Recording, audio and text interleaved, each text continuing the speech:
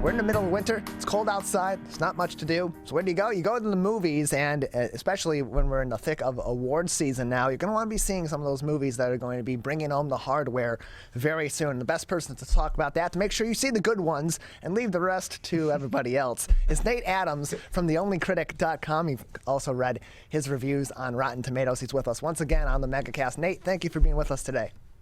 Thanks for having me, Tyler, and a happy birthday to you. Happy birthday. Thank you. I'm so glad that they spread that around today. So yes, thank you. One of many surprises so far as I walk into the studio today and further realize I'm old. Let's begin with the movies. The Oscars are coming up, and we have Academy Award nominations that recently came out last week, and a lot of new faces across the board in the nominations this year, but a lot of familiar faces as well. A record nomination for Denzel Washington, as he once again is nominated for Best Actor in a Leading Role. We also see some other stars that are commonly up there, like Jessica Chastain, nominated again, and some surprises even that have been in the folklore of the movie industry of the last 10 years or so, but haven't quite got that recognition yet. People like Kristen Stewart, who's nominated for Best Actress in a Leading Role. So let's start with just the movies in general. In terms of those movies that we're going to be seeing nominated in a lot of these categories that we've seen nominated and may win multiple Oscars, what are among those that you think people should be seeing? Well, it's a very eclectic lineup this year because the Academy Awards, last year with the pandemic, the lineup was kind of slim in that there wasn't, a big populist film. Nomadland won last year, which was a very little seen film. I mean, probably most people saw it at home where it was streaming on Hulu. This year it's an improvement, but at least there's you have a Dune, right? Dune's nominated for 10 Oscars, which is the only film, by the way, out of the 10 nominees, because this year the Academy said they're going to stick to a straight 10 from here on out. So hoping that a big budget blockbuster film might be able to break in. And this year that happened to be Dune, which had been long favored to get a ton of nominations. Some people had predicted maybe Spider-Man No Way Home, which is currently the highest grossing film of the last 10 years or so, one of them, was going to break into the field, and it didn't. But the Oscars are also trying to combat that this year. The Academy had just an initiative now they're going to have on Twitter where folks can go online, they can use a hashtag, and up to 20 times a day they can vote for their favorite film, and then on the telecast they're going to reveal that pick. So I guess that's where Spider-Man could get in. As far as like what to see, a lot of these films, just like last year, are going to be available on streaming, so a lot of folks are going to be able to see it. The Japan International Film Entry Drive My Car made it into the Best Picture field, which is also riding on the coattails of Parasite a few years ago, so that's really nice to see. Folks will be able to stream that on HBO Max starting in March. Nightmare Alley, nominated for Best Picture, directed by Guillermo del Toro, is already on Hulu.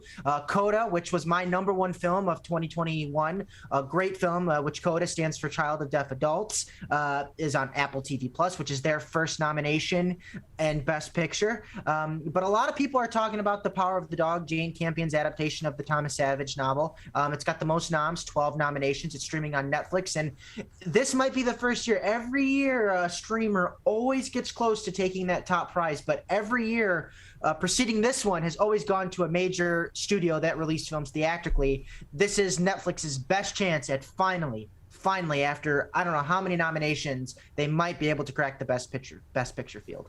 We're joined by Nate Adams from theonlycritic.com. He's a film critic. You can also read his reviews on Rotten Tomatoes as well. And so you mentioned Netflix kind of breaking that mold, and maybe this year is the year that they finally get through after they've been nominated for some of their pictures in the past, but have not won the physical award. They've come so close. Right, they've always come so close. Right, and so you're saying that this may be that year where they pull through. You also mentioned Spider-Man No Way Home as one of the top-grossing films of 2021. It was highly acclaimed by those that are superhero movie aficionados and those that are just casuals going to see the movie because it was a big hit.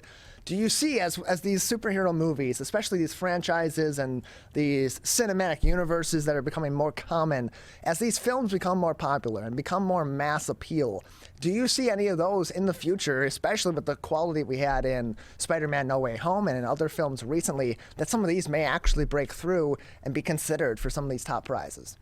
Yeah, it's definitely not impossible because we saw Black Panther break into the field in 2019, was nominated for Best Picture, which was a groundbreaking landmark achievement at the time. And I don't think that we that could definitely happen again. The reason why the Academy expanded the category to 10, because before it was 5 to 10, and now it's guaranteed 10 every year for the hope that something like a populist film like Spider-Man could break in. You remember in 1998, everybody was tuning in to see if Titanic was going to win Best Picture because Titanic was a huge film. And the whole reason, Tyler, that the Academy expanded the field was because, I don't know if you remember, but it was a huge controversy that The Dark Knight didn't get a Best Picture nomination the year it was released, because obviously in this day and age, like, Dark Knight is heavily regarded now years later as one of the best, not only one of the best films of all time, but the best superhero film of all time. It is for me.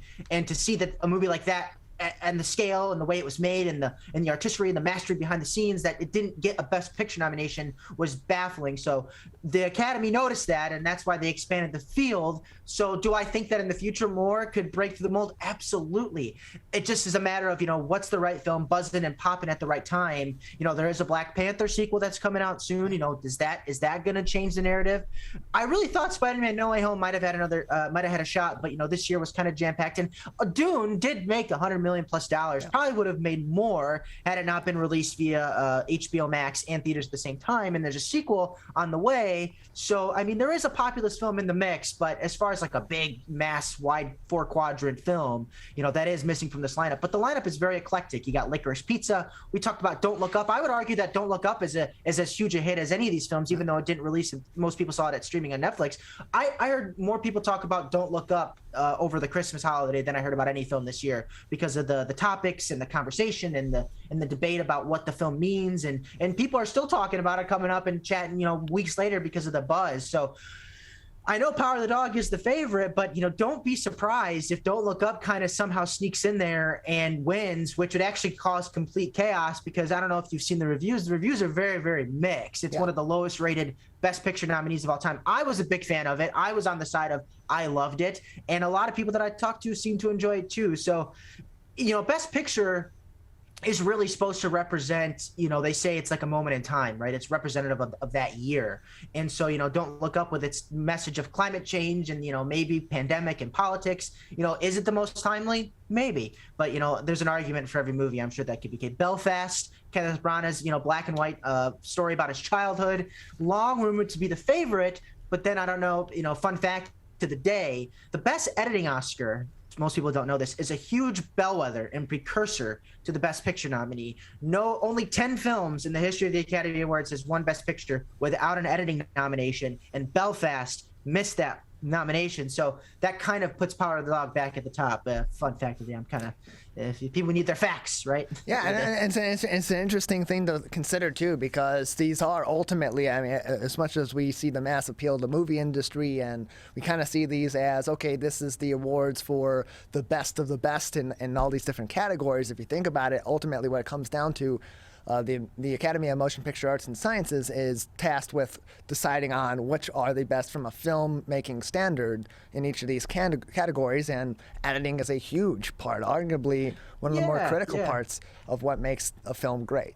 And people talk about, well, the Oscars, are they relevant anymore? Because, to me, some of my favorite movies didn't get nominated. None of them. Like The Green Knight was a great film, got 0 nominations. So, if you like what you like, don't use the Academy Awards as like this, end all be all that, it has to be the best in film. But I will say that it is still important, and it is still vital. And it's really the only thing that we have, in the sense that half the people would not have seen Parasite, a Korean language film, had it not been nominated for Best Picture. Nobody's would have seen Drive My Car had they not nominated. Like, nobody would have checked out Power of the Dog, even though they might not like these movies, or they might not, they might think they're slow or boring or whatever. The fact that they're even checking them out is only because they're getting this type of buzz with nominations. So I do think that is important, in that it does introduce people to a new form of cinema that they might not have otherwise seen. It's like my parents might not have seen some of these movies had they not gotten the buzz of the Oscars. So they are important in that aspect. But also, you can still like what you like, even if they're not nominated for awards. It doesn't have to mean it's the end of the world. You can read Nate's Nate's film critiques at theonlycritic.com. We're joined by Nate Adams, of course, from theonlycritic.com. You can also find his reviews on Rotten Tomatoes. And so it brings up another interesting point. We go back to the competition that's there in the movie industry right now, the expanded competition with streaming being a critical output for a lot of these movies during the pandemic, and it's kind of changed the paradigm for what's going to happen after the pandemic. From a studio's perspective, studios that have been more so focused on those theatrical releases and are looking to go back to a similar format that we had pre-pandemic, what adjustments are they going to need to be making going forward to continue to be competitive with these streaming services that are becoming more popular, that are growing that mass appeal, and that are providing the greater exposure to some of these movies because of their easy access at home? So I think the number one thing that they're going to have to do is adapt. We saw this Moonfall opened a couple weeks ago, and it cost like a colossal amount of money. It cost about like $160 million to make, and then it tanked at the box office. I think studios are going to have to learn on the balance sheet that movies don't necessarily have to cost an arm and a leg in order to be theatrically, viable. Jackass Forever was a film that cost, I think, $20 million to make, and it's already in the red. Scream came out in early January, was made for $20 million, and it's made $80 million. It's like, I think they need to economize their budgets a little bit if they're going to try and go the theatrical model, unless it's these big budget superhero films. You can still make a small budget, drama or a horror film. Horrors are the most profitable film in the business. $5, $10, $15 million. I think what needs to happen is we don't need to spend $60, $70, $80 million like they just did on this Death in the Nile remake that came out over the past weekend. So that's going to be a key component as far as what films are going to be making it into the theatrical only landscape.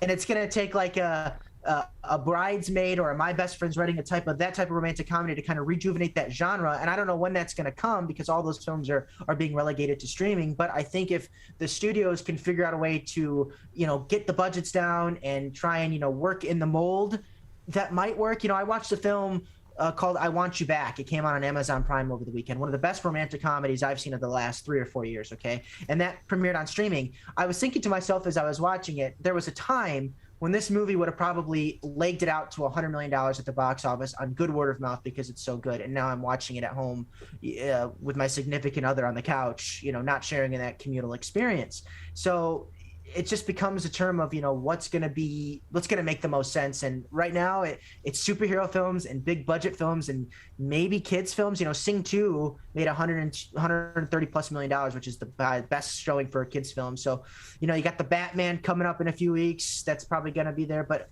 it's going to be tough to see what mid-sized film that's not a horror film, that's not based on an existing property, that's not a superhero film, that is going to break through. The highest grossing adult drama, pure adult drama from the last year since the pandemic began was House of Gucci, which made $50 million. And I would argue that was because it had the strength of Lady Gaga, which she was notably snubbed for Best Actress this year at the Oscars, much to the ear of her online Twitter fan base. We're joined by Nate Adams from theonlycritic.com, joining us on the MAGAcast, talking all things Academy Awards. And so we have a couple more minutes with you, Nate. Let's go rapid fire down the line with some of these key categories and get your predictions. Best Actress in a Leading Role, we have, of course, Jessica Chastain for The Eyes of Tammy Faye, Olivia Colman, The Lost Daughter, Penelope Cruz in Parallel Mothers, Nicole Kidman, Being the Ricardos, and Kristen Stewart in Spencer. Who do you see in Best Actress? So the odds have the favor of Nicole Kidman for Being the Ricardos. But I will say another statistic here is that this is also going to be hard to predict. Best Actress is the one category that is completely up for grabs because no actress has a film that crosses over with Best Picture. So usually there's like a favorite where you can like link the two. It's like, oh, well, they like that movie more. But Kristen Stewart also missed the SAG nominations, which no actress in the history of the Academy Awards who did not get a SAG nomination went on to win Best Actress. Can Kristen Stewart, who has a lot of love for Spencer, break that for the first time and make history? Maybe. Right now I'm going with Kidman, but do not be surprised if Stewart sneaks up in there and gets the gold. Best Actor in a Leading Role, also one that people are going to be looking out for. What are your predictions there? This is also a coin flip. It's going to be either Benedict Cumberbatch, who's got a lot of love for The Power of the Dog, or Will Smith for King Richard. I have the edge slightly for Will Smith because, it's kind of his due. It's his second Oscar nomination. Every actor in this category has been nominated for, by the way. So that's someone's going to get either their second or their first win. So I'm giving the edge to Will Smith, but it's close too. All right, maybe I should finish this off by asking you who's going to win Best Editing, and that will take care of 2 categories. But I'll finish with Best Picture. What's your prediction? I think it's going to be Power of the Dog, and then Jane Campion's going to ride that Best Director win, which would be history because it'd be the first time in Oscar history back-to-back directors were won by females, which would be great to see. Nate, anything else to be looking out for in the movie industry coming forward for us? The summer movie season's coming soon. Like I said, Batman's on the rise. We got some Marvel TV shows, Top Gun Maverick, Doctor Strange, the next Jurassic Park film. So movies are bouncing back, and it's going to be an exciting time for theatrical to watch that and see. And then also streaming. There's a lot of stuff coming at home that everybody should be getting. Netflix has a robust lineup of films coming that's going to be, you're going to have options every which way. So it's a good time to be a content consumer. Yeah. Nate, thank you very much for joining us. Thanks, Tyler, and I hope you have a great birthday. Thank you. I appreciate it.